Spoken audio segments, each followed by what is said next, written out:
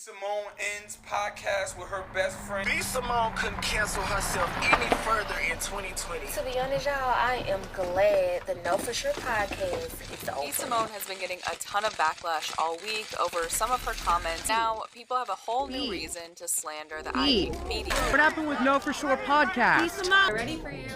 Good to see you. Quiet on set. Wait, hold on. Wait, what's going on with this? Sound speed. Camera speeding. Action. Let's try this again. Hi and welcome back to the channel. Come closer, class is in session. Today I'll be talking about why I think female podcasts do not last, why I think female podcasts can't stand the test of time, right?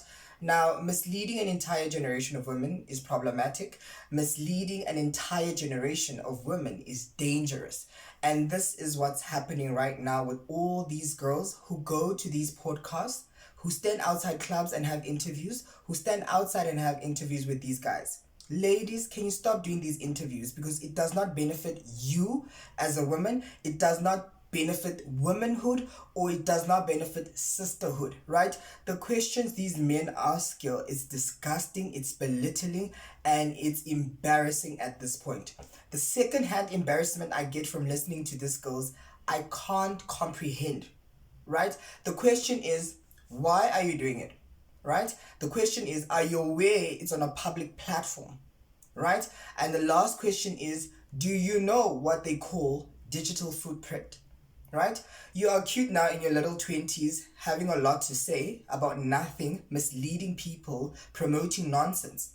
5 years from now, you'll be looking for a job. And what if they pull up the video that you did 3 years ago? How is that going to benefit you as a woman? Right? So ladies and girls who are still growing up and developing and still chasing life and dreams, etc., you need to be very careful about social media, especially these podcasts and interviews. If they're not paying you, why are you talking nonsense online? It does not make sense, right? And this contributes to why most female podcasts do not succeed.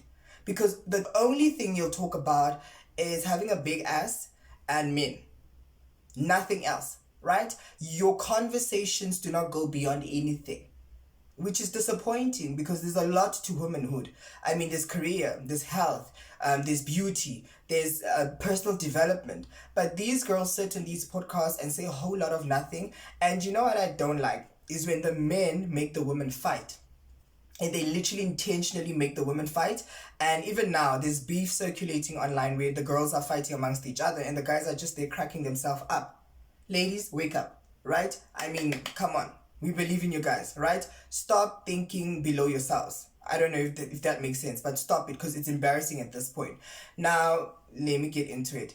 There are 3 podcasts that I feel are a perfect example of what I'm going to talk about, right?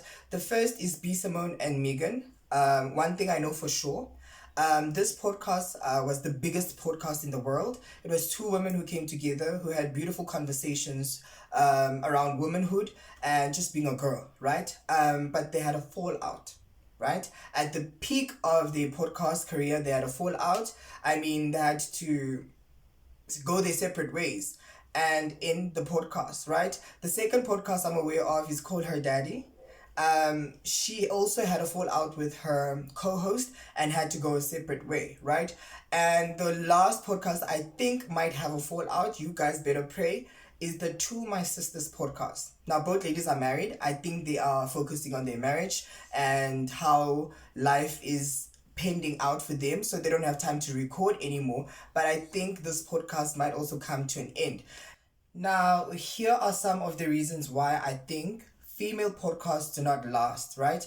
If you're going to start your podcasting journey and your content creation journey, you need to make sure that you don't center men or relationships in your content. Simply because relationships are not permanent, they do end, right?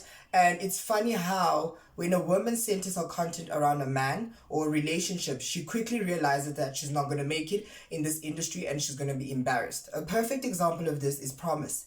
Promise, her entire brand and content was my man this, my man that. Now that she's getting a divorce, what's going to happen to her podcast?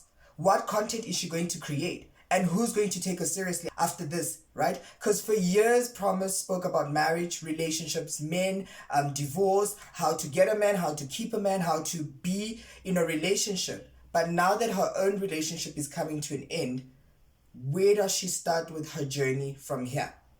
So ladies and women, don't center your content around a man or relationship. Enjoy your relationship privately, have fun, but don't bring it online, because you're going to regret it and your career or your content creation journey might just come to an end.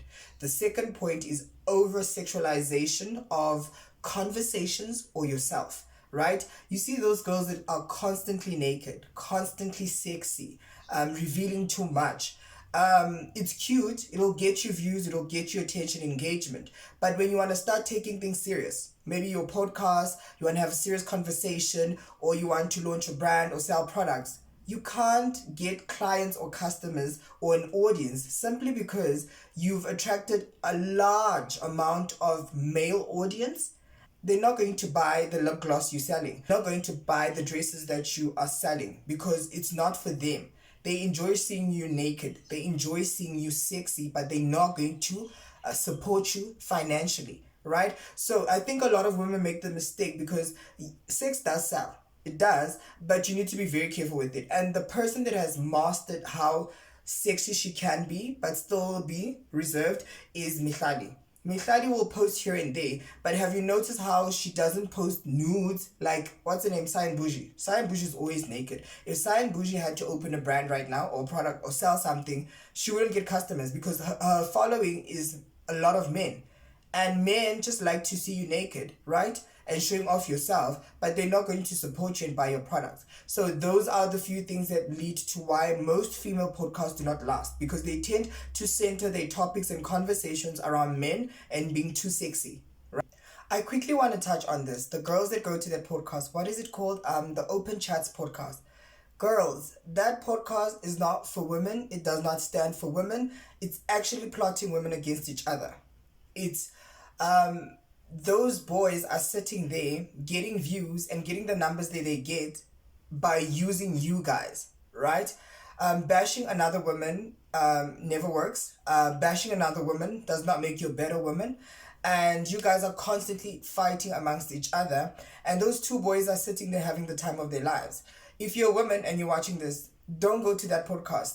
There's no need for you to sit there. It's funny how these girls are seeking these men's attention and validation by shaming and degrading other women, right? That podcast I do not like. I do not really watch. I see them on TikTok here and there. The numbers are great, but at the end of the day, those little boys are literally using those girls to get views. Let's be honest, because if they had to just sit there by themselves, no one would watch. No one would watch. That's why they're constantly inviting girls. Women need to think, and women need to stop going to these podcast interviews and doing these interviews, right? It does not benefit you with anything. It's just hype, right? Now, I'm going to talk about the best podcast in the country. With that said, I personally love these two girls. Their podcast is amazing. It's empowering. It's what South Africa needs, especially if you are in your teens, early 20s, 30s, 40s, 50s. Go watch this. It's empowering. It speaks for women. It stands for women. It's amazing. We Said So podcast. I hope I said that right? We Said So podcast, right? Now, personally, I'm not going to lie, I do not watch the podcast because I do understand I'm not their target audience. They are speaking to women. The conversations are very deep. You need to be a woman to understand what they're really saying. And I gladly excused myself because I can't relate. And I am matured enough to understand that gay people can't be included everywhere. So I love that podcast. Success to them. I pray they grow. It's not just a podcast. It's a community. It's a movement. And over the past weekend, they had their first event. Beautiful. The ladies looked beautiful. They showed up. And guess who was their guest?